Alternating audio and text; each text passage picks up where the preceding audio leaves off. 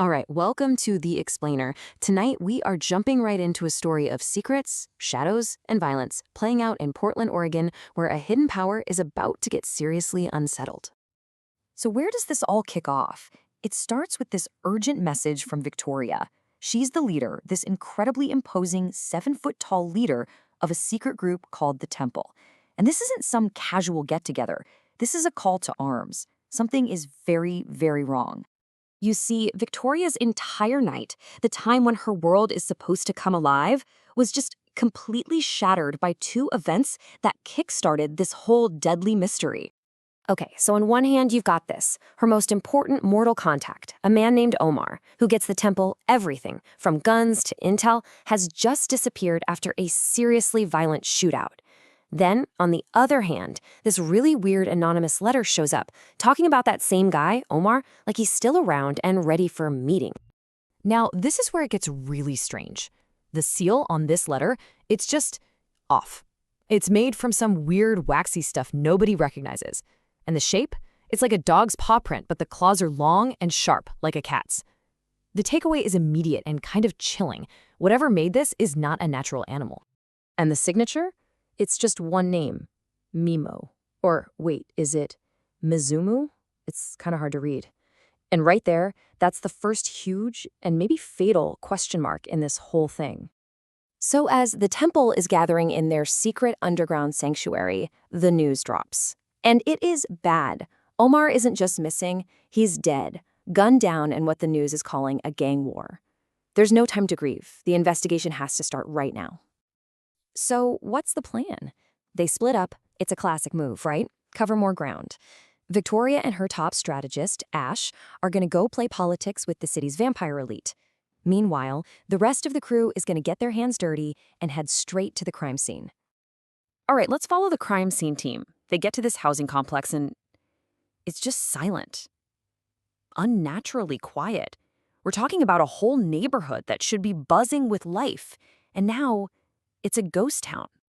And what they find just makes things even stranger.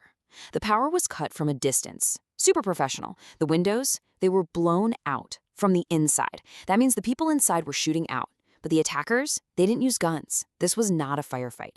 It was a slaughter, carried out by something with claws that leaves behind some kind of supernatural poison. So while all that's going on, what are Victoria and Ash finding? A big fat nothing.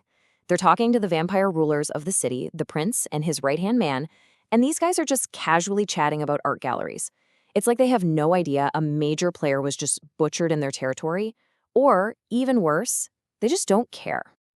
So both teams head back to base. They've got a lot of clues, but no real answers. And when they get down into their sandy underground temple, they find out they're not alone. Someone is waiting for them in the dark. And get this, Victoria, right? She is this force of nature who towers over everyone. She dominates any room she walks into. But when this stranger stands up, suddenly, Victoria isn't the tallest one in the room anymore. Turns out, her name is Mizumu. Yeah, that Mizumu from the letter. And it is crystal clear she is not human. We're talking a coat of fine fur, an animal-like face, and fingernails that end in sharp claws. So she gives them her story, and it's a real heartbreaker. She's a refugee, basically. She says she fled Kenya and came all the way to Portland to find Omar, her last living relative, only to get here and find out he was murdered just before she arrived. But Victoria has this deep, occult knowledge, and she puts two and two together. Mizumu mentions the goddess Bastet, and it just clicks. This isn't a vampire, not a werewolf. She is a Bastet, a member of a legendary ancient line of werecats. And she's not just here looking for answers or revenge. Nope. She lays out a proposal, an alliance.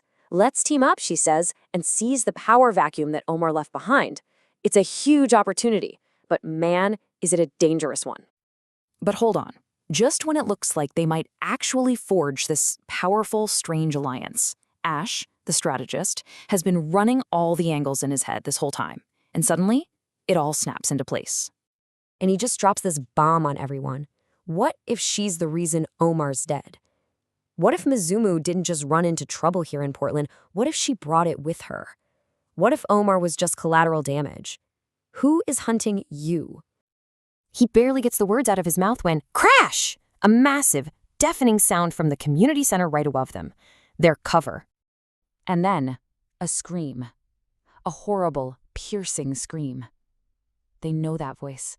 It's Burke, one of their most trusted and loyal human followers, and she is in absolute terror. And just like that, everything changes. All the rules, all the protocol, it goes right out the window.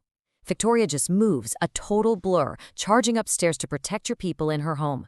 Their safe haven is not safe anymore. She slams through the door and sees it, this huge, monstrous creature with scaled skin, and it has Burke in its grip. Ash was right. He was absolutely right. The hunters have found their prey, and they found her in the heart of the temple's home. And that leaves us right here with this one terrifying question as the fight is about to kick off.